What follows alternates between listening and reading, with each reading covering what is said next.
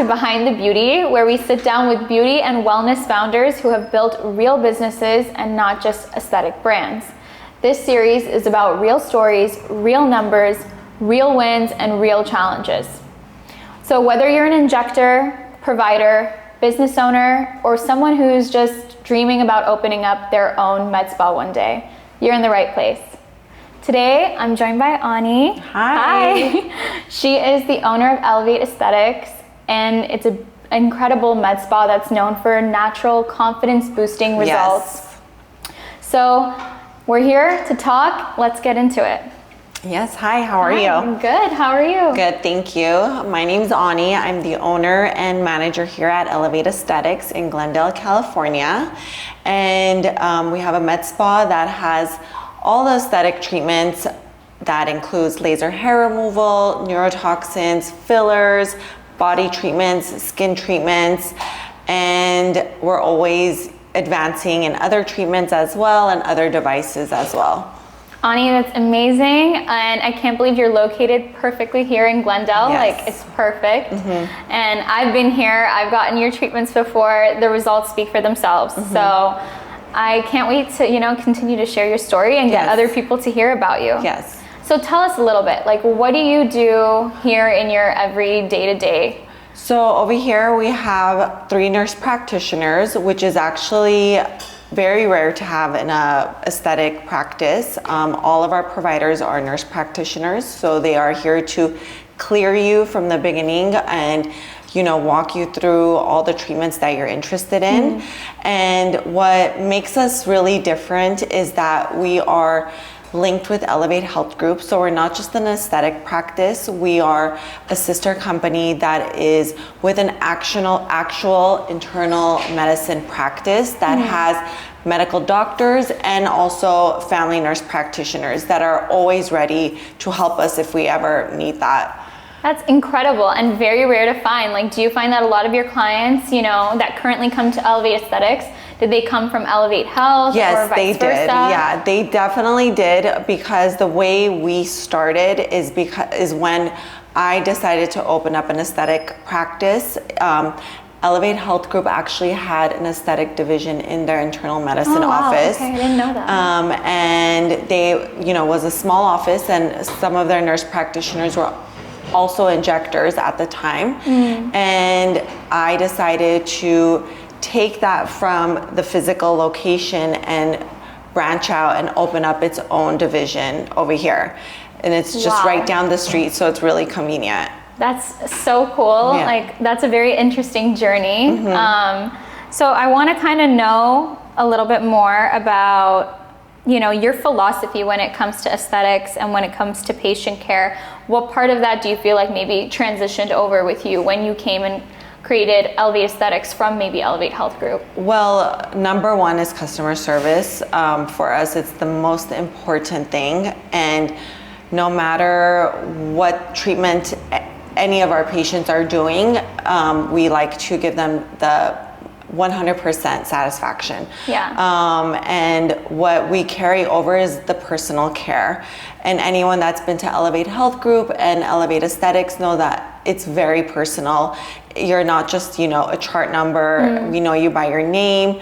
We know so many things about you, because each appointment is a consultation, and it's definitely, it gets really personal between our providers and our patients here. Yeah. Everybody's case is completely different. Exactly, yes. So you really get to know them on a deeper level, and I feel like that's very important when it comes to any med spa. Yeah, it's very important. To be able to provide that level of care is what sets you apart from any other competitor. Yes. Yeah, definitely. Okay, great. In your opinion, who would you say is like your ideal patient? Our ideal patient is one that would walk in and, trust the provider in, telling them what they would need. Of course, a patient might walk in and, only want to do a lip filler treatment here. Right. But we would love for them to take the time and listen to the provider to tell them exactly what they might need before they advance over to a filler treatment, such as lips or, cheeks. There might be more natural steps that we can take before that. But and that would help them, you know, like their results more. So every appointment here starts off with a consultation. Doesn't matter if you've been here once or you've been here 40 times and you've been doing your, you know, your Botox here for several years. Every single one of your appointments starts off with a quick 5-minute consultation. Why are you here? What are we doing today? What can we do? Do you find that more of your patients that are coming in are lending an ear to what their practitioners are saying, or do a lot of them, based on maybe whatever they see on social media, want really quick fixes? Usually it's a quick fix is what, you know, individuals want in the aesthetic world. Yeah. But, you know, that's why we try to really focus, like when the beginning of the year starts in January, we really try to promote, you know, summer skin, spring skin, so that they know that it's not going to be a quick fix to have like the most perfect summer skin with a no makeup look. It's gonna take time, it's gonna take sessions, it's gonna take different treatments. And then once you've done all of that homework and you've done all of those treatments, then we can go back to the drawing board to see like, okay, now what do you wanna do? Okay. Yeah. That's really interesting that you say that. I think it's so true that like anything takes time. Of course, if you want to look a certain way and put in exercise in the gym, sure, you might get some good results if you keep at it for like 2 weeks. You might drop down a little bit. It's all about consistency. But it's consistency. Yeah. Like if you don't have that as part of a lifestyle change or a lifestyle shift, you're not going to be able to maintain the results that you want. I agree. Yeah. Okay, great. In your opinion, what do you think makes Elevate different from any other med spa in Glendale or LA? Going back to what I had mentioned about the connection that we have with Elevate Health Group, everything is backed by actual medical care. So anything that we do is reviewed by the doctors. They're very much involved in the business and in the practice itself. So it's not things that only your nurse is saying. Everything is definitely, you know, looked over, and any issues that we may have, we have a full medical staff on board that is backed, like right behind us, helping us out, giving us better medical advice, and we're always advancing as well. You know, that we're always looking at what different things the aesthetic world has to offer. We always want to be one step ahead of it, but not also go into any of the trends as well. That's true. Yeah, it's a very fine line between, you know, how you figure out what treatments you want to offer. Actually, it's so interesting. I want to kind of hear about like your decision process with that. How do you find out what treatments you want to offer versus which ones you still want to hold off on and see? Well, it's definitely, you always want to do the main treatments that, you know, patients and individuals are always interested in. What's in demand? Neurotoxins, which is like Botox, Dysport. There's the filler world, which is such a big world to tap into. But we like to offer you know, our injectors are highly trained in the full face, full facial balancing. We kind of like to see what's been around the most and what's still promising, what's giving the best results. A lot of research-backed services, like things that are, you know, not giving, things that are, for example, have been issues in the past, medical devices, skin devices. It's really hard to kind of decide what you want to do, especially once you go into the device world. It also can get very expensive as well.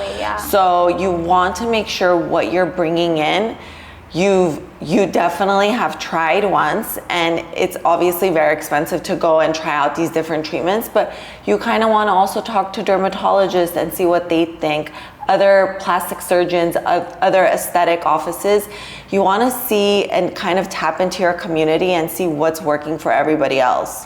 That is such a cool thing that you just said about taking that extra initiative and being like, I go and consult everyone in the industry from every side of the industry, whether it's a plastic surgeon, whether it's a dermatologist, maybe it's other people that have gotten this treatment and they're other clients of mine and they're wanting me to bring this to the space. So really looking at it from all angles and then even putting yourself in the chair as the potential client and you trying out the treatment for yourself, maybe depending on like the treatment, of course, but to see if it's something that you're happy with before you even offer it to your clients. Of course, yeah, it's really important to kind of like talk to your peers in the industry. You know, I feel like it's such a taboo to kind of like give out too much information or to not tell anyone else what you want to bring. But I feel like it's such an advantage, especially in being in a community where in Glendale, it's aesthetic practices are all over. Popping up left and right. And so I feel like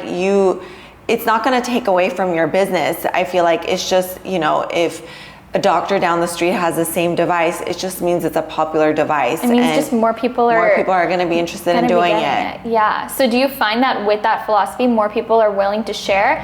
Or do you think there's still certain people that just hold back, they don't want to? I think it depends on who you ask. I try to go to more medical professionals and get their opinion. Yeah.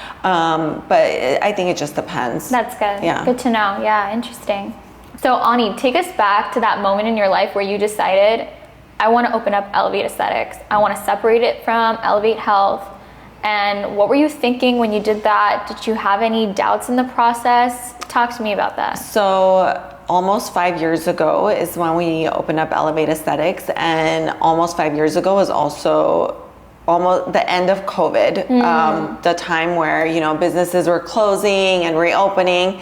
And I had previously owned a spray tan salon, a very successful one in Glendale, actually at this location right here. Wow. So when my doors officially closed, I closed them because there were no events happening. People were not traveling as much during COVID. You kind of had to almost. I was kind of forced to, but I never was in a position where I wanted to fully close the business. I was very optimistic that, you know, people would come back, but it did take longer than expected. And during that whole time, I had this idea in my head that I wanted to open up a med spa, and I was very much involved in self-care, aesthetic treatments. You know, just because I wasn't, you know, an RN or an NP, I was always like looking at different treatments. I was always reading different research about different treatments. I was very much involved. So, and the fact that I did have the customer service experience from my business that I owned for almost 10 years,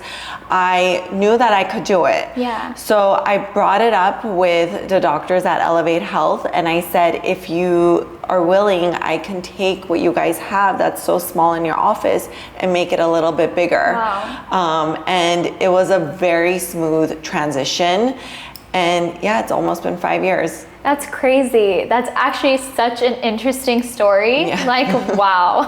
Honestly, applause to you. Thank you. Because so many people, unfortunately, like let that period of time in their lives crush their business, put them down. Some of them, like, unfortunately, really, they couldn't do anything about it, but it's so hard to pick yourself back up. Yeah, it was. The fact that you did it bigger than ever. And, you know, you applied the skill set, the experience you had with the tanning studio that you had to here. I mean, in a weird way, there's a lot of similarities, right? Of course. You're doing aesthetic work, and it's clients that care about the beauty and wellness space. So, and it's clients that are very vulnerable when they come in. You know, you think when you, people might not think that spray tanning is anything serious, but you're working with someone that's extremely vulnerable in front of a stranger at the end of the day. Yeah, just as maybe even they feel more vulnerable in that state than they do getting an injection potentially. So that in itself is other experience that so like, it goes really back to just always making someone feel really comfortable when they walk in. Yeah, that's so important. That's key, I think. It definitely is. Because if you don't do that, you can't like maintain your clients. They're gonna come if they don't feel safe, of course, or comfortable with you. They're just gonna leave and they're not gonna return. Yeah. Wow, interesting. Okay. Do you feel like that there is a gap in the aesthetic space? Maybe that might be with results or educating, you know, the patient, or an ethical situation? I don't think ethical. I think there is a gap as far as like what people are expecting. Their expectations? Their expectations are very high, and I feel like their expectations are high, but when they try to choose a provider, that expectation starts to get lower and lower. Okay. Because people are always chasing the better price. They're That's chasing true. the better deal. They're chasing what their friends are telling them. And I feel like when it's your face and your body, you need to set your expectation really high.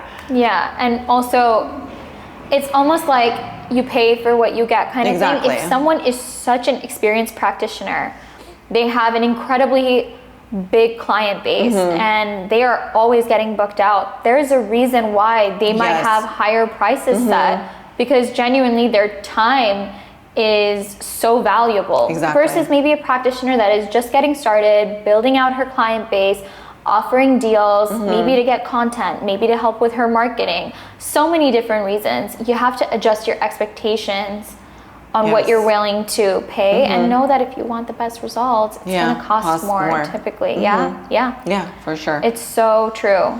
Like our providers here for treatment like Botox usually take about 20 to 30 minutes. And from personal experience, I know if you go to a very high volume med spa, a Botox appointment is not personal. It's 10 minutes in and out. And for me, that's just not what I want to pay for. Yeah, no, I completely get that. Yeah. You want someone that you feel like cares about your Exactly. face, cares about the results Yeah. that they're producing for Exactly. you. Yeah. Wait, I just had a question pop in my head. Okay. When you were talking to Elevate Health, and you were like, I was like, I can do this, I can expand what you guys have, let's bring it to another location. Like, did you feel ready?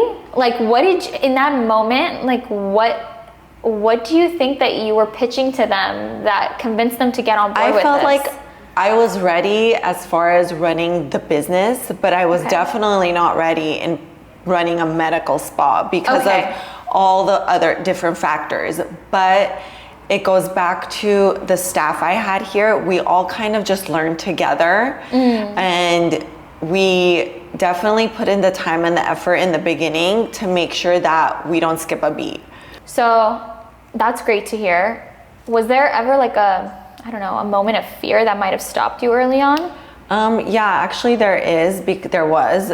Well, right when I shut the doors to my previous business, I was kind of ready to not work. Really? Okay. Yeah, I mean, I have 2 younger kids and I could have just,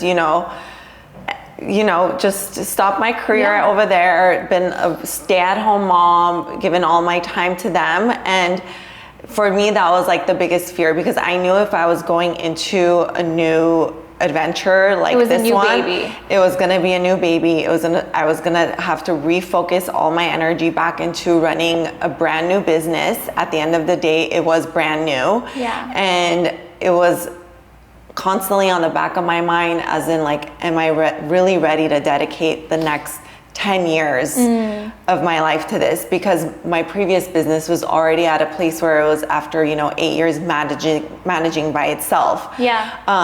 But I knew that it was going to be tough, but I also knew that I was young and ready for whatever was going to be thrown at me. Well, I'm so glad you made the decision you made, because this is insane. What you guys have all put together here is great. And I think it's a testament to, like, if you have it in you and you have the grit in you, you're going to be able to do it and you're going to thrive. Yeah. So, Ani, in the beginning, like, was there ever a moment that you assumed, oh, this is going to be easy, and it was actually like really hard? Or, I don't know, vice versa, maybe something was on your mind and you thought it was going to be a really big challenge, it turned out easier than you expected? I really thought in the beginning, I didn't think it was going to be easy. I just thought it was going to be very like smooth and everything was going to go well. But then when, clients started booking actual like treatments, and I was like, oh my God, we're injecting like their cheeks and their under eyes. And I was like, and since I'm not the provider, I was like, what if something goes wrong? It's such a... There's a liability there. There's a huge liability, and that's exactly what I was not prepared for, was the liability. And I mean, it was only a few months in the beginning where I had to adjust. And I always go back to when I started Elevate Aesthetics, was the nurses that I hired. honestly, I think that was the best decision I made and what made everything so easy. They came already, you know, trained in the aesthetic world. They did have clients, you know, at the previous med spas that they worked at. So I felt like I learned from them and they learned from me. So for that, I was like, it was gonna be hard, but it wasn't, because we kind of all really helped each other. Did you ever have a case where you were like worried about maybe a treatment or somebody's body didn't react that well to anything, and how you guys navigated that or went about that? I mean, luckily, you know, in the last 5 years, we haven't had too many traumatic things happen, and that's kind of scary, because a very, very good injector that always trains us has said, like, you haven't been open enough if you haven't had a scare. A scare. So there is one story where, you know, when you do Botox, you can't lean forward or put your head down for a few hours after. Okay. So this patient walked out, and she was actually with her grandchild, and she kept on bending over and carrying the grandchild, and like me and the nurse, you know, kept on saying like, be careful, be careful. And as soon as she walked out, we're like, something's gonna happen. And sure enough, the next day she called us and she had a ptosis occur, which is the drooping of the eye, like the eyelid. And when anything like that happens, of course, we bring them in, we do a follow-up, kind of explain to them why this happened. And, you know, the protocol is that immediately after this, they would go see the medical doctor if they request it. So they go and they see them, and unfortunately, there's not much we can do but wait. Yeah, and has to fade out. Oh my gosh, I feel so bad. But see, listen to the advice that your practitioners are telling you. We even offered to, you know, carry the child, walk them to the car, but no, it didn't matter at that point. You know, it was too late. Yeah, I feel like there's always a story. There's always a story, Yeah, but good to know. Yeah. I mean, as careful as you guys can be, there's still always going to be something that happens. Yeah. What would you say was like the hardest part of getting the business off the ground in the beginning? Definitely marketing, social media. It's such a cliche to say that you have to put yourself out there, but it's so true. I tell my providers almost every single day, they hate me for it. I sent a text out this morning that, you know, we have maybe like not a busy week. Let's drain everyone's feed, post your specials, post availabilities, post you getting coffee, post you leaving the gym. Whatever it is. Whatever it is, people are so interested in your life, even if it doesn't have to do with your before and after photos of your patients. Like, they just want to come to you because you dress nice, or, you know, you go out to, you're like, relatable. Yeah, you're relatable, exactly. And like, I always, you know, we always talk and laugh that like, oh, the day I post myself, I'm not even a provider, you know, I just manage the business. You know, people are like, oh, what did you do to your skin? What treatments did you do? I want to do it too. And they book an appointment. And I think that's exactly the hardest and the easiest part, because it's such a free tool that people really underestimate. I think it's hard for some people that have a difficult time putting their personal life out there. Yeah. But I find that the most successful business owners in this line of work, in anything with beauty and wellness, are the ones that know how to blend business with personal. Exactly. Yeah. I agree. Because people can connect with you, or also, you know, anyone could just go to any med spa, any hair salon, any massage parlor, right? Exactly. But if they feel like they connect with the stoner, or with the store owner's story or the provider's story, they're more inclined to like check that spot out. Exactly. Did you ever have like a really bad or difficult patient experience? Maybe someone that was like pressuring a provider against what they felt was best practice? I don't think it's one patient, but I think it's the patient that always wants to come in and overfill. And especially when the provider tells them that they won't do it, I feel like they either will go somewhere else to do it and then eventually come back to their original provider. I feel like that's the patient that makes the job of the provider very difficult, because the provider is really trying to achieve natural results, and at the end of the day, as a patient, you're that client's portfolio walking on the street. 100%. So, you know, there's been times when a patient has walked out and like one of the providers is like, I hope they don't tell them I injected them because it's really like, it's a very bad look on our end. So would you say there's times where you guys don't say no? It hasn't gotten to that point where we've had to say no, but we kind of give like them an alternative on what they can do. Okay. But eventually as the business becomes more established, because, you know, in the beginning, you don't want to turn away a client. I get that. But as, you know, the years are going by and the business is becoming more established, I tell my providers that you have the right to refuse service and tell them that it's not going to look good. Yeah, no, that's so important. They're walking around with your reputation. Exactly, basically. exactly. So you know that results speak for themselves. Yes. Yeah. Did you ever have a moment where you thought, oh my gosh, this is working, like we're here, we need it? A few moments. One obviously is closing out a fully booked week where, you know, clients are on the wait list and they want to get in. And usually 99% of the time, we try to clear out that wait list. We never want a client waiting for an appointment. Yeah. Another one would definitely be, you know, every time a Google review goes up and you're like, oh my God, they are so happy, or, you know, they're returning, they're referring clients. And another one would be when people just stop me in random places and, you know, a kid's birthday party, a gathering, and they're like, I went to your med spa. Oh my God, I loved, you know, Nurse Samra or Betty or Ani. She was so great. And then I told so-and-so to go and they love them too. And like, for me, that's like full success. That's the best feeling. It's not about, you know, the money coming in, or it's not about how much you're making a date. For me, that is success right there. Yeah, it's people walking out of your door loving the work that you've done so much that they're raving about it. Yeah. Completely free of cost, out of their own time. Exactly. Telling their friends to come. The best feeling ever. Yeah, that's great. Wow. Okay, so that's when things are going amazing. Are there ever times where you're feeling really, really overwhelmed? And how do you manage that? Of course. I mean, there's a lot of overwhelming points in this business. And I feel like what people don't know, and I always try to be really transparent with either the providers or other business owners, is that, you know, your clock never stops. Yeah. You know, you're always a business owner 24 hours a day with all the other titles you have in life. And for me, that's the most overwhelming part, is that managing and refocusing my time better and making sure everything runs smoothly here. Inventory is always ready, you know, products on the shelves, clients and the staff is always well scheduled, and everyone is leaving happy. So for me, that's the most overwhelming part, but it's also the most rewarding part, because if I'm able to do it and I've gotten this far in it, I feel like I'm doing something right. Yeah, definitely, definitely. Okay, that's great.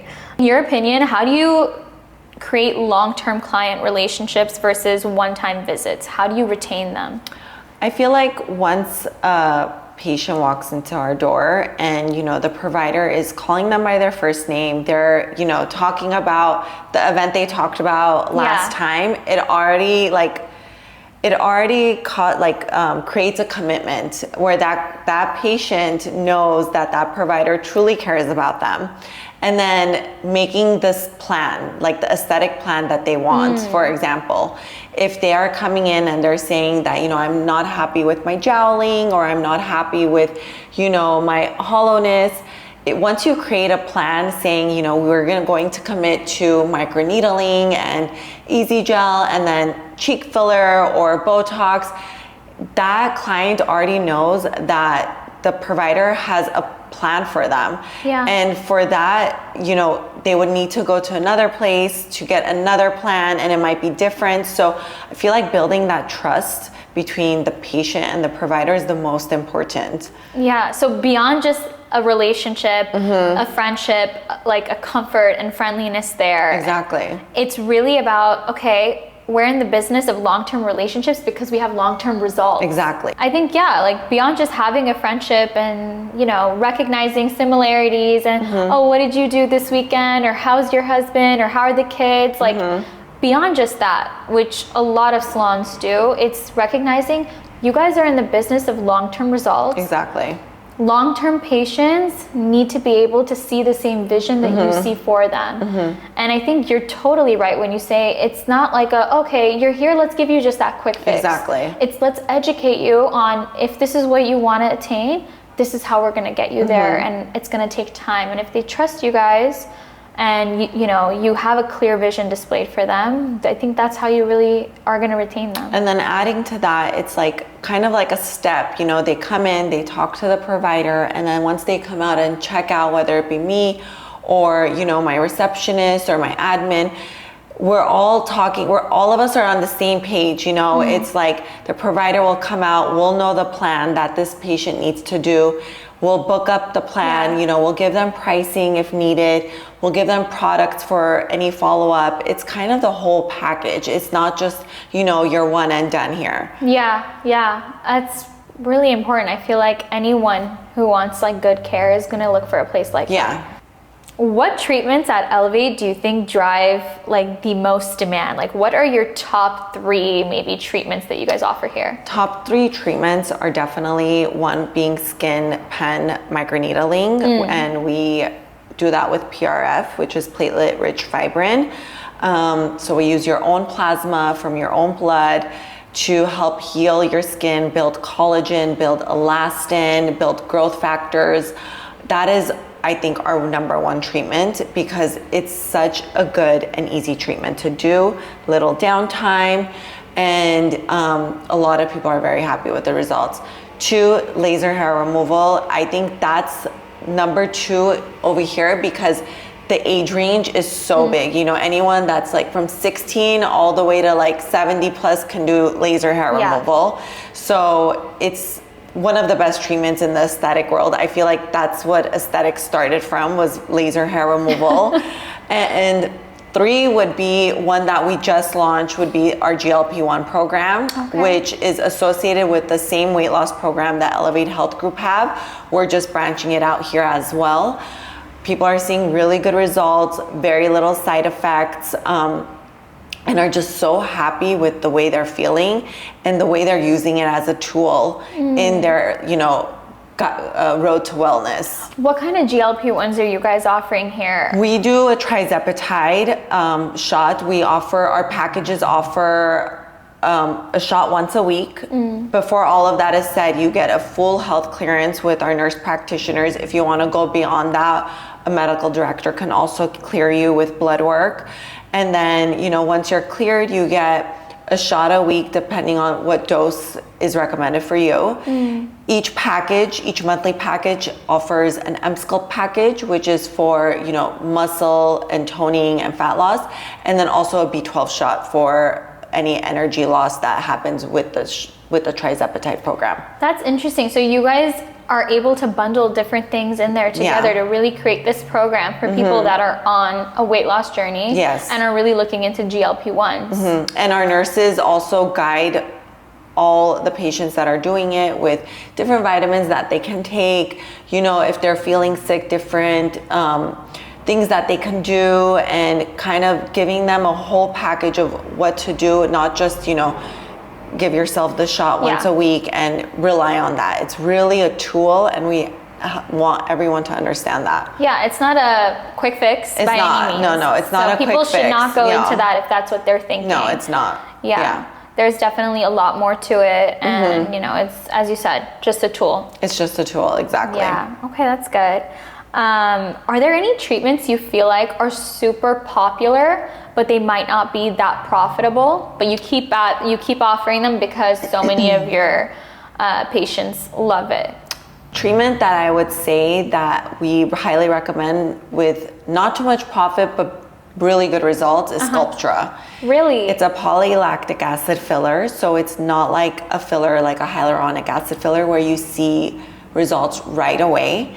The reason why I say, you know, the margins may not be high is that we recommend 3 to 4 vials for anyone starting from like 25, and as you get older, the more vials that we recommend. Sure. So we're giving a lot of product, but once we start to give a lot of product, for the patient to be comfortable in paying for all that product, we do need to kind of scale down the cost. Right. Because if they do 2 vials, for example, at our normal cost, they're not going to get the best results. And we want them to commit to the vials recommended by the provider in order for them to get the best results. Do you find that you apply the same type of philosophy with units of Botox or amount of filler? Is it the more that they get, sometimes it could be that it helps them save on cost, or is it like, no, per unit, per cost? Botox or any kind of neurotoxin at the end of the day is a medication. It's a pharmaceutical medication. So unfortunately, we are not in a position to discount that in any way. And that's what clients don't understand. Yeah. It's very costly and it just keeps getting more expensive. So in order for someone to kind of save on doing any kind of neurotoxin, luckily the brands that we carry also have programs where they can, get coupons or any kind of like promotional offers through the company we offer here as well. So we always tell them to sign up, look for the updates, get the points, and that way, that's the only way they can save. Okay, well, that's good to know. There's still something out there for your patients that are really consistent and always coming in. Yeah. Would you say that there was a treatment that surprised you by being a top seller? Like, you're like, you know what? I'm going to take a chance on this. I'm going to offer it here at Elevate. Let's see how it does. And it was like through the roof. I mean, it's fairly new. We just started the weight loss program beginning of this year, but I was actually very shocked because it's been around for, I want to say, it's been around for many years, but just in the aesthetic world of people offering a weight loss shot, it's been, 2-3 years. Yeah. And I really thought we were late to the game. I was like, let's do things the right way. We might be late, but let's, do it the correct way. Let's be very knowledgeable about what we're doing, what we're telling our patients. But once we started it, I was actually very surprised that, clients were still coming in, new and returning clients were really trusting the care our nurse practitioners were giving them and trusting their advice on whether or not they should do, a GLP-1 program. Do you have an underrated treatment that you wish more of your patients knew about? Sculptra is definitely the most underrated treatment. When we opened up Elevate Aesthetics and we started training with different skilled nurses in the aesthetic world, we started with getting trained on Sculptra, and a lot of med spas weren't doing it yet, or they weren't promoting it as much yet. And I think it's one of the most underrated treatments that people are once scared to do because it's a full face treatment. 2, they're not getting instant results. The results kick in 6 to 8 weeks. And like I said, it's an expensive treatment if they're committing to 3 or 4 vials. So for that, it's an underrated treatment because people are not doing it as much. But once a client does it, it's one of the best results they get. Like, they love their results. People are always going up to them thinking they did something, but they don't know what it was because it just evolves so naturally. That's interesting. Do you feel like when you say some of them are scared to get it, is it because there's that notion of it's building scar tissue underneath? And it's interesting how you know that. I talk to a lot of med spas. I'm kidding. But what is it that is scaring them? Is it something they're hearing? TikTok, misinformation? I feel like what's it about? The new Google is TikTok. I use it, everyone uses it when they're trying to look up something new. And it's a good and bad thing because you should go and, see other people talk about the pros and the cons.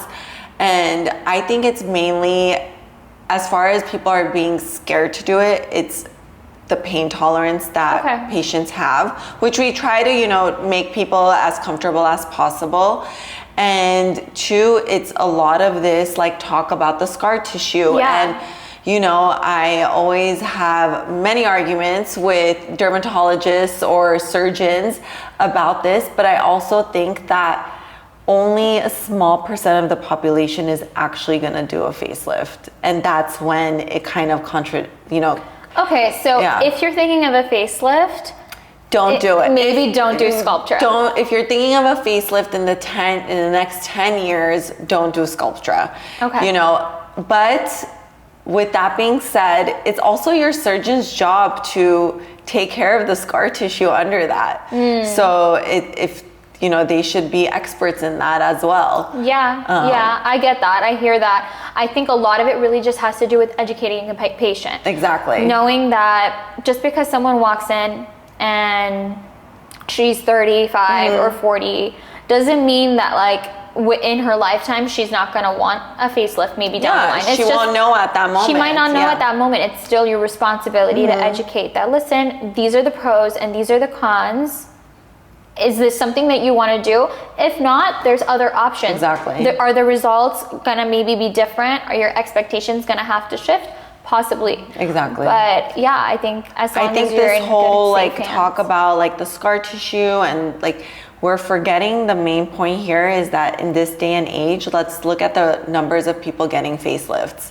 It's a very expensive surgery. Not everyone can afford. A very afford. drastic surgery. And, if someone just wants to spend, let's say, $5,000 versus $70,000 for not the same results, but to have good results, I feel like someone would choose to do the Sculptra. Interesting. Yeah, I think that people need to be presented with their options and know about it when they're committing to it. So many people were getting lip filler thinking that it dissolved so quickly. And it doesn't dissolve. It doesn't. Not like that, at least. No. Maybe it takes your body so much time to actually break it down. So I think maybe in the beginning people don't really know. As time goes on, everyone gets more educated. Practitioners become more educated. Doctors, the patients, then the community talks about it. Yeah. So I think the same thing. Anytime something is new, maybe don't be the first to jump on the train. Exactly. Sit it out, see what's going on, and then commit. Yeah. You were mentioning how a lot of people come here, they book online, they get into their appointments. Can you talk to us a little bit about your booking software? What do you use? Does it handle your operations, your payments? Sure.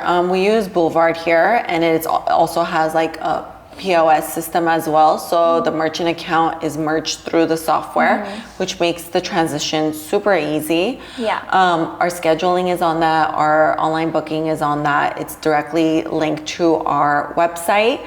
And as far as, managing and memberships, referrals, everything is done through that software. That's amazing. You're able to get so much out of it. It's doing your operations, it's streamlining your payments because it's integrated, right? Yes. And it's doing marketing for you, right? I'm sure you're doing SMS blasts or email blasts, things like that. We use different softwares for different kind of blasts, but at the end of the day, I can track it all through Boulevard. That's great. Okay. Is there anything that maybe you're saying you use different softwares? If Boulevard can't maybe do it all, is there any part that it's lacking you wish it did better? Of course, I wish that they would let us personalize the email and text campaigns that they offer. They're kind of stock photos, things like that. Interesting. And they haven't advanced that yet. Another thing is I would love for them to have a POS system like Clover or Square, where we have an iPad and we have their customer display screen. Yeah, so we had to do that. We had to get the iPad for the itemized receipt and everything, and their hardware was basically the credit card reader. Okay, so you wish that they had their own all-in-one. Yeah, hardware. that would be obviously aesthetically pleasing and easier to use for the clients.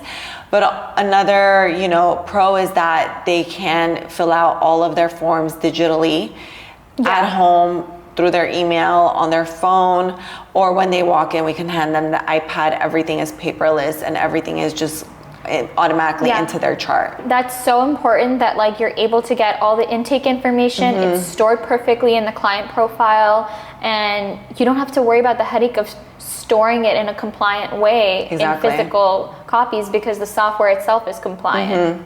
So that's key. But that's interesting that you mentioned you wish they offered their own personal hardware rather than like a POS reader and an iPad screen. Yeah. Majority of med spas, laser clinics that I go to that use a grade of software to that degree are in the same exact format where it's an iPad and it's a reader. I know. You know, you find few that have like a Clover system. Exactly. You know, but as you can see, there's a market for everyone. Somebody's salon is going to want something different. Somebody's spa is going to want another thing. So yeah, Boulevard, if you're listening, maybe come out with some good hardware. And actually a place where you can prescribe medication. Okay. Yeah, because at the end of the day, a lot of medical spas are using it. And for example, if a client comes in and they have a cold sore, they can't, you know, do their lips. At that point, one of our providers would need to prescribe them any kind of cold sore medication. So we don't have the tool to prescribe that. We would have to do it through Elevate Health Group. Interesting. What does Elevate use? They, in their EHMR, it's already integrated. So Boulevard's EHMR does not have that. No. Wow. Okay. This is all really good to know, especially for other med spas. Maybe someone's thinking about opening up their med spa right now and they're looking into Boulevard. Yeah. So super important. I just think it's more professional if someone comes in and their own provider is prescribing their medication for their treatment rather than, you know, another provider. Yeah, yeah. Ani, how do you guys go about handling cancellations and no-shows? Do you guys take deposits or anything for big services? Yes, so every treatment requires a credit card to hold appointment. We don't charge anything like a deposit, but we have that credit card in their wallet on the software, and we are very clear with them in the email, the confirmation email, and verbally that, you know, we don't charge the credit card unless they cancel less than 12 hours before the appointment or don't show up to their appointment. Of course, in the beginning, you're kind of like scared to make that, you know, that step, but then you realize that they need to value the time of their provider. And then you kind of gauge who you're charging and who you're not charging. You know, I can always like tell if someone is lying. I'm sure when there's like a patient of yours that has been coming for like 5 years. Exactly. Plus. At that point, you know that they have kids, you know, they work full time. Exactly. Something. So I always tell, you know, my staff, use your best judgment. You let me know if we're going to charge this client. But it's always in a way where, you know, you repeat that policy to them and then they're like, actually, I'll try to make it. So it kind of, you kind of know who has an actual emergency or not. But I think it's very important to value your provider's time, you know, your business, because that way they respect, you know, the time that you're giving to them.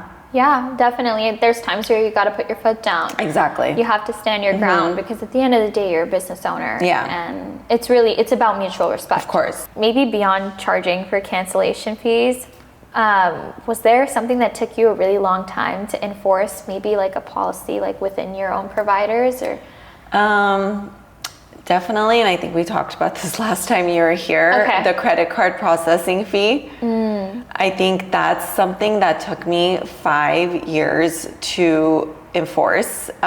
So I was so scared to be like, oh, if anyone uses a credit card, you know, they need to be responsible for the 3% fee or whatever it is. Yeah. And I was just like so frightened. I was like, you know, clients are going to complain, you know.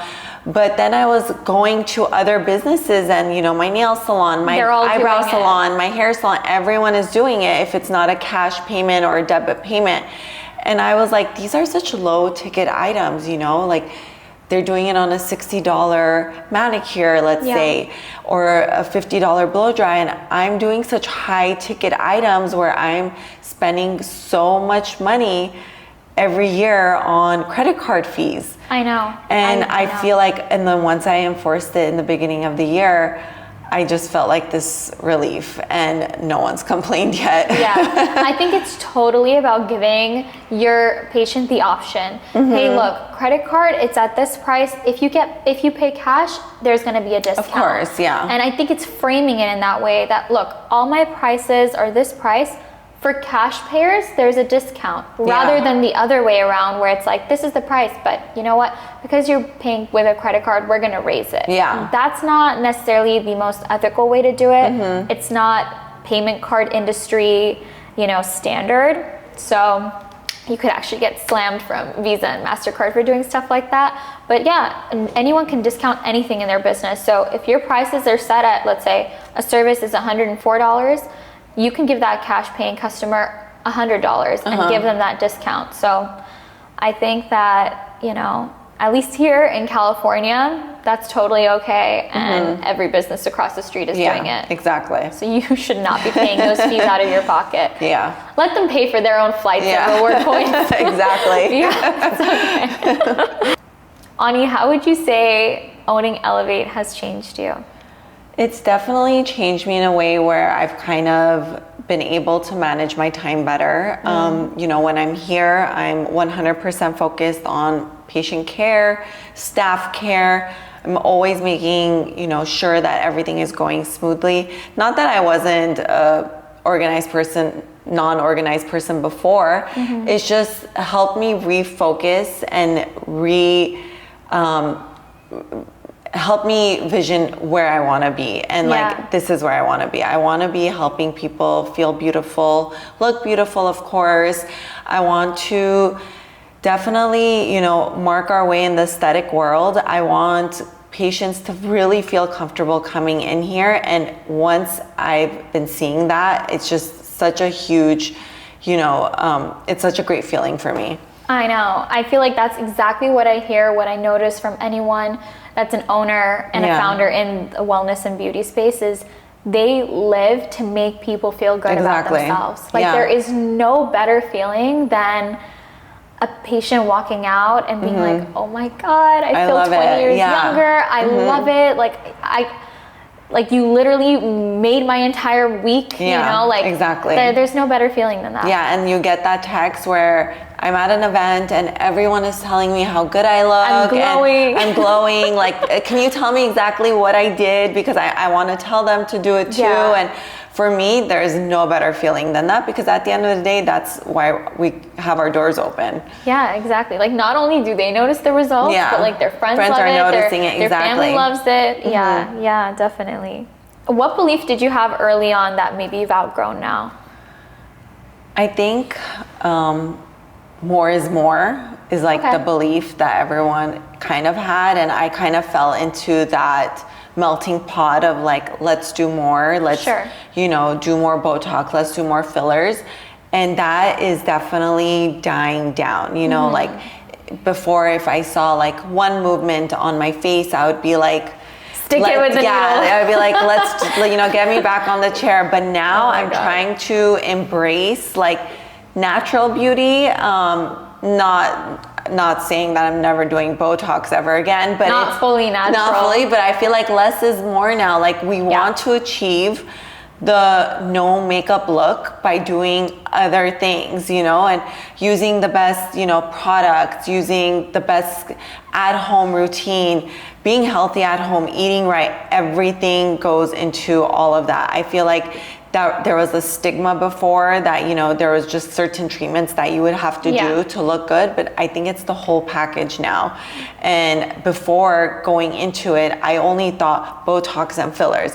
Those are the treatments that are out there, but there's so much more that you can do before you even tap into that world. And I want the younger generation to know that too, because once they start early on with different skin treatments, they don't have to do like Botox and fillers for a very long time. Yeah, definitely. I think there's so much that you just said there that I want to kind of tap into a bit more, especially the point you made that it's not just let's get the Botox here, let's do the filler there. It's that there is a whole lot that a person needs to do when they are on a wellness track. And that might even look like your diet, right? Exactly. So if you have a patient coming in, maybe she's in her teens or early 20s and she's having a lot of acne, or she's had a lot of acne scarring because of her teenage years and hormones and this, that.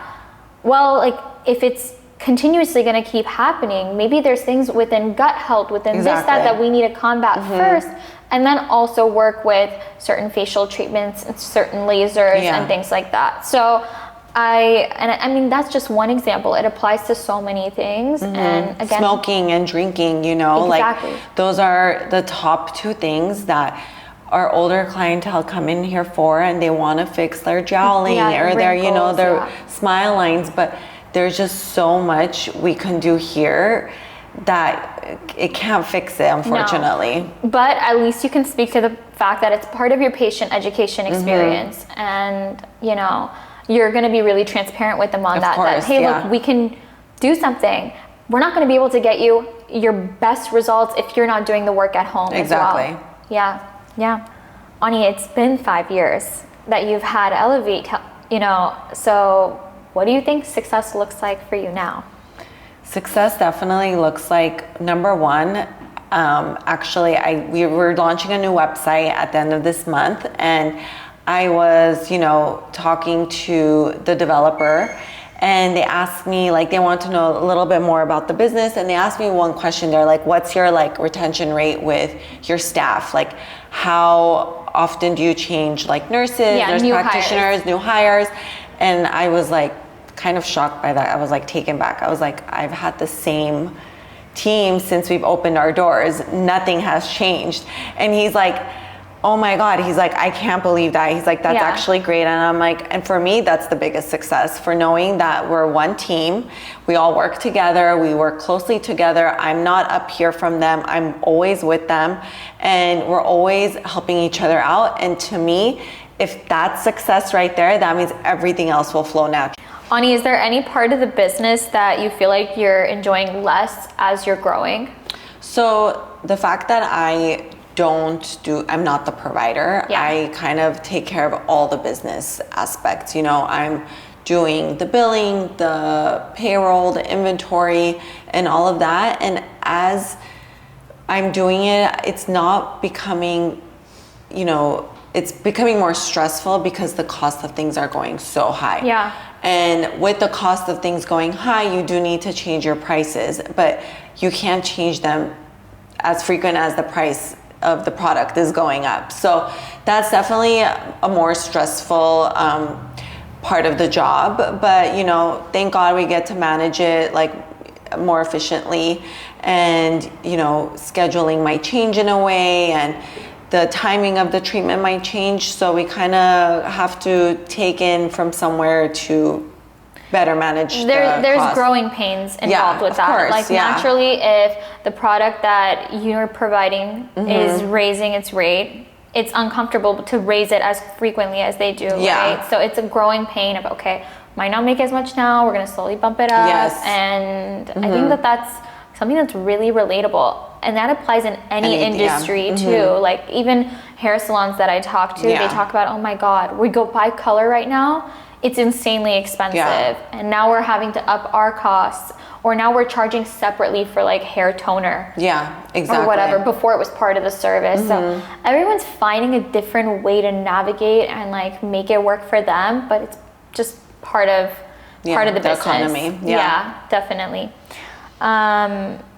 Is there anything that you would say is overhyped in aesthetics right now? Any treatments that you're like, oh my God, that is so overhyped? I have a lot of clients asking us, for example, the difference between PRF and PDGF. I was going to ask you about that. So PRF is what we offer here. So, the process is, we take the clients, we draw blood from the client, we get all the good plasma from it, and then we inject it back topically, or superficially. We inject it back into the skin. It helps the skin heal, and that's your own product. It's your own body producing it. There's nothing synthetic about it. There's nothing bad about it. The only time you can't use it if the client is on antibiotics, only because you don't get the best plasma. So you have options to inject PRF or microneedle it into the skin. Yeah, and we recommend doing both in one session. But so now this new, craze is coming off about PDGF. Yeah. And at the end of the day, that's not your own body's product. It's a synthetic product that is lab grown. So anything like that is not FDA approved, or it's not. No. I want to make sure you offer one type of service and you're the best in that, and you believe in the most, like in that treatment. That's what you want to do. Second, and I don't think this is as popular anymore, but when we just opened, a lot of people were asking us about Forma, which is kind of like, they call it like the lunchtime facial. So it kind of, what does that even mean? It uses like radio frequency to like lift and sculpt the face. So people will do it before a trip or, you know, an event. And for how much it costs, I don't think it was worth it to have like a lifted and sculpted face for, you know, a few hours. I think there's other things that you can commit your time and money to. So calling it the lunchtime facial, is it because the results are so short lasting? It's a 30-minute treatment. And there's no downtime. So you can basically go do it during lunch. Yeah. Well, actually, you know, one thing about the PDGF, I've been seeing it, even myself, all over social media, and a lot of, you know, people who are providers or just influencers in that way are sitting down and comparing what's PRP versus PRF versus PDGF. And so many of them are actually recommending PDGF as a really potent synthetic option. But even though it's synthetic, what really is it about that? Is it just that it's not your own body's material, or is there anything else about it being synthetic that you don't like? I don't think people know enough about it, you know, to offer it just yet. I also feel like PRF and PRP, which we offer both, we just advanced to PRF, are things that doctors inject in the knee, in the shoulder, you know, for fast recovery. It's been around for many, many years, used to heal patients. So I feel like if that's something that we really believe in and we're really seeing good results, there's no need to bring anything else in. Yeah, I think maybe this goes down to your philosophy of, I don't just jump on trends. I really wait it out and see how the cards unfold. And if that means you're maybe not the first to the game, who cares? Even better, because at least when you know you're bringing something in, it's something that you have sat on for a while and really considered. Yeah, that's the best thing that you could do. So on this topic, like, what other treatments would you not recommend? There aren't treatments that I would not recommend. There are treatments that I would not recommend for you to do at a med spa, and I would directly have you go to either a dermatologist or, you know, a medical doctor to do, such as like Moxie, BBL, Fraxel, soft wave even. You know, these are treatments that have a lot of downtime, and they are essentially taking off a layer of your skin. You know, they are more abrasive than... So anything that's like an abrasive fractionalized laser. I would definitely reconsider doing that at a medical spa, and it's the same reason why I haven't, you know, brought in any kind of device like that as well. Is that something you think it really takes like a doctor to be part of the process? Aside from actually doing the treatment, it really takes a doctor to assess the skin they're doing it on. Do they have melasma? What's causing their melasma? Do they have eczema? You know, so many of these different things, you know, matter when you're gonna choose the right laser for your face. And I don't think aesthetic nurse practitioners, or not all of them at least, are experienced in that. Experienced, maybe educated. Yeah, educated, exactly. Sure. Yeah, because imagine like that patient innocently is coming in hoping that they're getting a service that's going to better their skin, and then potentially walking out with, it being in a worse state than when they came in. And that's the worst thing that could honestly happen. Yeah. For someone that's going to be opening up a med spa tomorrow, let's say, what do you think is something that a lot of owners are dangerously underestimating, maybe with cash flow, compliance, making sure that they have the proper team? What do you think is something that a lot of people underestimate? The overhead. One, it's very costly, and I really think that what helps us at our, in this business at Elevate is the business managing and the patient care provider is done separately. You know, I think it's really hard when the provider is also the business owner. Yeah. You know, it's very hard to draw the line and kind of put yourself in the shoes as a business owner or a provider. Am I trying to make money off this client, or am I trying to provide them with the best care? So I think that is the hardest part about owning any kind of business. I feel like you do need to have, you know, one person managing it all rather than you kind of being everything. Yeah, because I mean, I'm sure that conflict of interest can, like, of course, right? You said it yourself. You know, am I in the business of making money, or am I in the business of like making sure this patient is taken care of first? And you don't want to blur lines. Yeah. So having that clear separation works for you guys, and it works here. And it's really great that, you know, the patient has the nurse to consult with, and then at the end of the day, I can consult them too on, you know, financially, you know, payment, different things. Do you guys do any payment plans here? We do it in-house mainly. You know, we try to really work with the patient. If they are very dedicated to doing their treatment plan and, you know, getting the results they need, we will never deny them. We will work with them with whatever it is. That's really, really interesting. Like, so very important is be aware of what your overhead is going to look like, your operational costs, and recognize how to allocate certain, you know, departments, certain responsibilities on what they need to handle so that there aren't too many blurred lines. Exactly. Yeah. What would be your best advice for someone who's dreaming about opening up their own med spa, but they're scared? Like, they have these voices in their head of what ifs and... I mean, it is scary. I'm not gonna lie. It goes back to the liability the business comes with. At the end of the day, you're working with someone's face. An advice I would give them is get as much practice as possible. You know, like go to trainings, you know, network with other nurse practitioners that are in aesthetics. Go work at the hospital, because they don't know how much that bedside manner will help them when they have a patient in their chair and they're about to, you know, inject their face or, you know, draw blood for PRF. I feel like it really helps if you're combining all the experience, you're going to be a well-rounded provider and business owner, of course. But I feel like if you just take the time and just keep learning, keep practicing, being consistent in what you want to do, it's really going to help, you know, make your business grow better. Yeah, that's great advice. Is there anything, like, after today you want, or maybe after you close Elevate fully, one day you retire, you guys close the business, anything you want Elevate to be remembered for? Definitely our team here. I want them to know that, you know, oh my God, we went there and everyone was so nice. I always got the best care. Everything was so personal. I love them, and I wish there was more, like they were still open, because that's exactly what I hear from my previous business. Are you gonna open again? Like, I can't find anything else like you guys, and you know, I just want the same for Elevate as well. I think maybe that's a sign. You gotta make a suite, you gotta bring a tanning bed in there.